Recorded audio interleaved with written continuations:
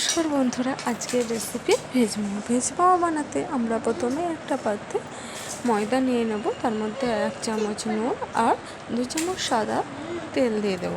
দিয়ে এটাকে আমরা ভালো করে মিশিয়ে নেব। ভালো করে ময়মটা করে নেওয়ার পর সামান্য জল দিয়ে অল্প অল্প করে আমরা ময়দাটাকে মাখিয়ে নেব।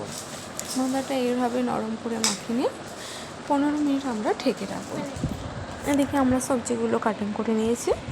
তারপরে আমরা কড়াইয়ে তেল গরম করে এলাচ, দারুচিনি এইসবগুলো দিয়ে এরপরে আমরা দিয়ে দিচ্ছি আদা কুচি। এখানে তোমরা আদা বাটাও দিতে পারো, আমি এখানে আদা কুচি ব্যবহার করেছি। এর মধ্যে আমরা দিয়ে দিচ্ছি ক্যাপসিকাম কুচি। এটাকেও আমরা একটু নাড়াচাড়া করে এর মধ্যে আমরা দিয়ে দেব গাজর কুচি। গাজর কুচিগুলো আমরা এর মধ্যে একটু ভালো করে নাড়াচাড়া করে দেবো। তার উপরে আমরা দিয়ে দেব বাঁধাকপি কুচি। বাঁধাকপি কুচিটাও আমরা এর মধ্যে ভালো করে মিশিয়ে নেব। একটু ভাজা ভাজা হয়ে গেলে আমরা এর মধ্যে দিয়ে দেবো বিনস কুচি। এটাকেও আমরা সমস্ত উপকরণের সাথে ভালো করে মিশিয়ে নেব। তারপরে আমরা দিয়ে দেবো আলু কুচি। এরপরেও আমরা সমস্ত উপকরণগুলো ভালো করে মিশিয়ে নিচ্ছি। এর মধ্যে এবার দিয়ে দিচ্ছি আমরা টমেটো আর লঙ্কা কুচি। এটাকেও আমরা ভালো করে নাড়াচাড়া করে ভালো করে মিশিয়ে নিচ্ছি। একটু ভাজা ভাজা হয়ে এলে, একটু হালকা সামান্য ভাজা ভাজা হয়ে এলে আমরা এর মধ্যে নুন দিয়ে দিচ্ছি। এটাকেও আমরা মিশিয়ে নিচ্ছি। এর মধ্যে গরম মশলা গুঁড়ো দিয়ে দিচ্ছি, এরপর সবজি মশলা দিয়ে দিচ্ছি, এরপর আমরা গোলমরিচ গুঁড়ো দিয়ে দিচ্ছি। এবার সমস্ত উপকরণগুলি ভালো করে মিশিয়ে নেব। এবার আমাদের রেডি হয়ে গেল।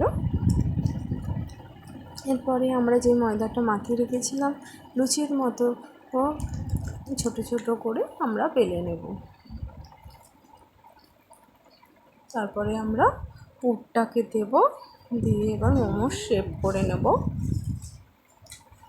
এইভাবে আমরা মোমোর শেপ করে নিয়েছি। আমাদের মোমোগুলো বানানো হয়ে গেছে। এরপরে আমরা কড়াই জল দিয়ে এই পাত্রটার মধ্যে আমরা তেল বুলিয়ে গরম করে নিয়েছি। তারপরে আমরা মোমোগুলো একটা করে সাজিয়ে দিচ্ছি। এরপর আমরা 10 মিনিট ঢাকা দিয়ে রেখে দেব। 10 মিনিট পর আমরা এটাকে উল্টে দেবো। একটা একটা করে আমরা উল্টে দেব।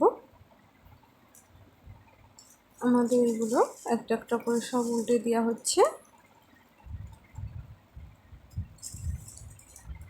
আমাদের সমস্ত মোমোগুলো উল্টানো হয়ে গেছে। এটাকেও আমরা 1 মিনিটের জন্য ঢেকে রাখবো।